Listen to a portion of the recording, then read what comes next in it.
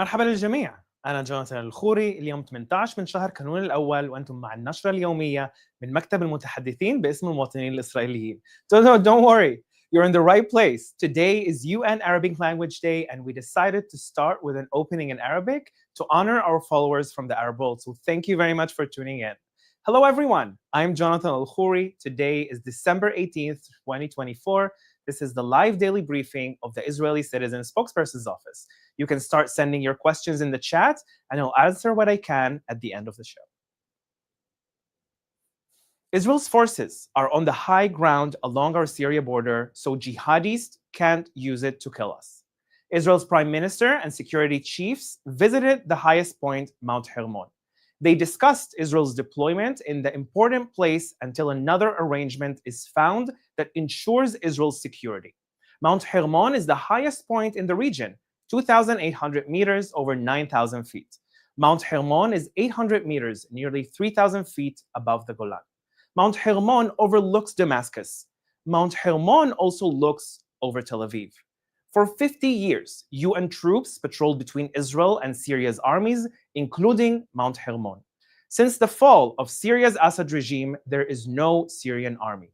The UN troops came under attack from Syrian rebels and fled to Israel. Al-Qaeda and ISIS-linked radicals took over much of Syria. Israel is not letting Al-Qaeda and ISIS-linked jihadists take the high ground overlooking Tel Aviv. Israel is holding the high ground to keep our people safe and keep jihadis away.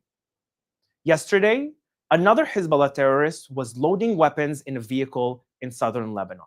That's another violation of the ceasefire in Lebanon. Hezbollah is supposed to disarm. Hezbollah is not supposed to be in southern Lebanon. In the 18 years of ceasefire after the last war, no one enforced the deal on Hezbollah. Hezbollah fortified the border with Israel. The UN troops in Lebanon did not stop Hezbollah. Lebanon's army did not stop Hezbollah. France did not stop Hezbollah. That's why Israel's aircraft struck the Hezbollah vehicle and the weapons. That's why Israel's troops are deployed in southern Lebanon. That's why Israel is maintaining freedom of action in Lebanon. Israel is enforcing the ceasefire on Hezbollah. Israel is keeping its people safe from Hezbollah. And Israel will continue to protect its people from Hezbollah and anyone else trying to murder us. Now, let's take some questions from our audience watching live on social media. Thank you, Jonathan. This first question is from Instagram. The United States said it recently struck a Houthi command and control center in Yemen. After 14 months of the Houthis blocking the Red Sea and firing missiles into Israel, do you think they will be the next focus of this seven-front war? Yeah, well, in my opinion, the Houthis are now next in line in order to make sure that this another Iranian proxy that is attacking Israel, but not only Israel, it's also attacking international shipments that go through also the Israeli territories. This is something that the world needs to understand, that Israel will not allow any terror organization threaten its people, and it needs to be an international force in order to assist in eliminating any Iranian regime front that is threatening Israel, but also threatening the rest of the world. And this is something that we need everyone's support to in order to make sure that that doesn't continue in harming any civilian around the world. Our next question is also from Instagram. There's a report that the head of the CIA is in Qatar to negotiate a hostage release agreement between Hamas and Israel. People are asking, where do you think this stands, and what are the challenges that remain?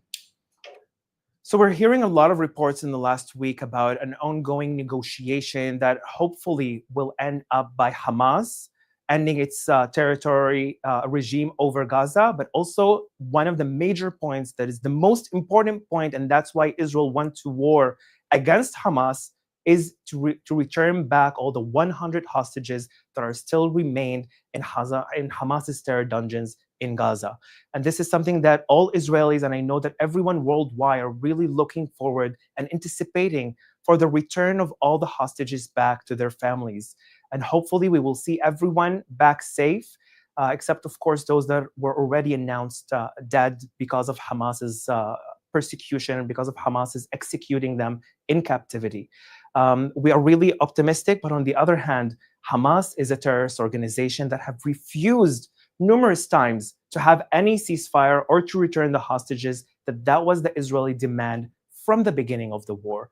This is something that me personally really hope to see the day that the hostages are back home and that Hamas stops controlling Gaza. As we heard also from reports, Hamas is also active in the West Bank, in the territory of Judea and Samaria. The Iranian regime is trying also to make a front from within the West Bank in order to make sure that the Palestinian territory, that, by the way, haven't yet denounced Hamas's October 7th massacre against Israelis. Hamas is now using the same tactics like they use against Israelis, also against the Palestinian people inside of the West Bank by firing from hospitals, firing from civilian territories. And that's something that all of us can't agree to continue. Hamas must end its rule in Gaza, but Hamas can't infiltrate anymore in the Palestinian territory. This is a question from Instagram from someone named Roan. Can you explain why the UN troops in Syria seem to do their jobs, but the ones in Lebanon clearly didn't? What's the difference between the two situations?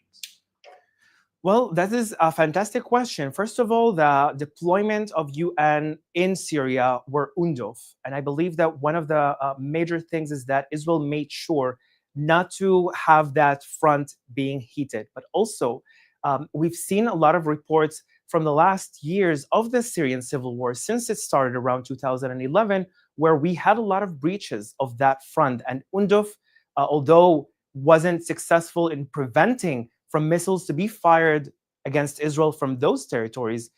This time it changed because this time Israel is making sure to enforce it on the ground and to make sure. But also, it's important to notice that UNDOF UN deployment in Syria was attacked by the rebels a few weeks ago, and that's why Israel stepped in. They secured the UN forces in the territory, and the UN forces entered and got shelter in Israel. And now Israel is maintaining that force.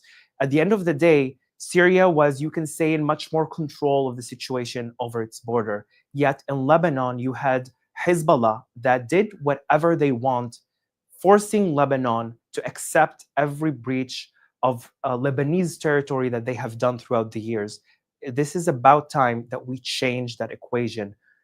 Israel and also Lebanon can't let Hezbollah rearm, regain its power, and attack Israel again, and basically drag Lebanon to another war that has nothing to do with any Lebanese cause.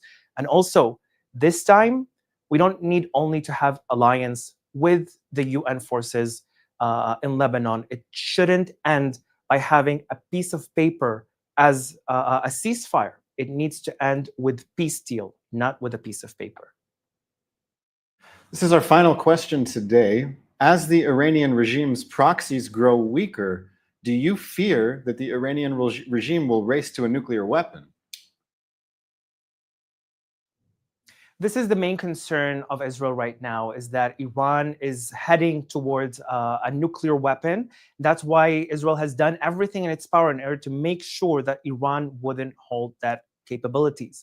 The US has also made these concerns, and I think everyone in the world needs to have that, because at the end of the day, like we've seen, it doesn't end with Israel. At the end of the day, this terror regime, the tyrant regime of the Islamic Republic of Iran, not only harming the Iranian people, not only harming Israelis, they're also harming everyone that refuses their overlords in the Middle East, but also in the West. And this is something that needs to be a joint forces by everyone surrounding us in order to make sure that Iran wouldn't hold any nuclear capabilities. Also, it's important to note, yes, Iran is now in its weakest because all of their proxies that they have funded for over, you can say, 3 decades, is now, all of them have been weakened and almost eliminated. And hopefully, we will make sure that Iran wouldn't be another threat on anyone else in the world. Thank you very much for watching. And remember, there are less than 2 weeks left to make your year-end gift. A generous donor is matching every donation up to $180,000, doubling your impact. Support the Israeli Citizen Spokesperson's Office and help us combat misinformation, empower allies, and ensure Israel's story is heard. Don't miss this chance. Every dollar counts twice.